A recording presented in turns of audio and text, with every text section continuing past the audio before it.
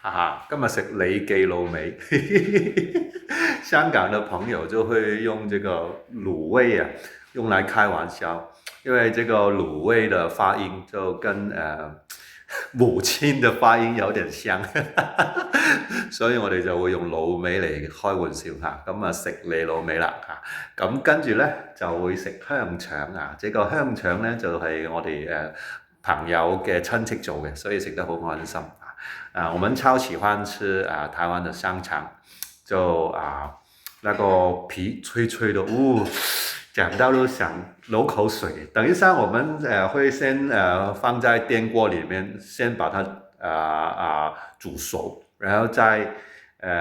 煎一煎，還是我們放去嗰個焗爐度咁樣焗一焗，焗到個皮脆脆，咁啊好好食啦！感謝感謝，還是感謝。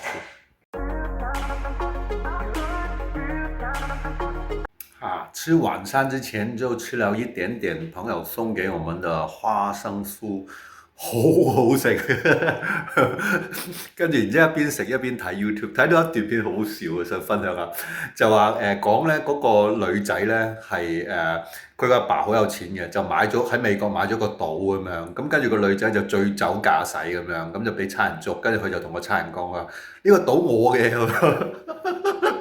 跟住因為我就另一個角度啦，我另一個角度就睇，如果你好有錢，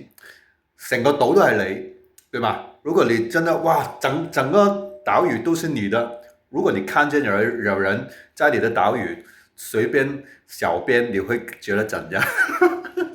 我擺錯重點，我真係第一個諗法係喎，如果我買咗個島，咁但係我唔可以禁止啲人唔嚟㗎嘛，應該係嘛？嗰啲即係你係買咗個島啫，但係啲人都會嚟㗎嘛，係嘛？咁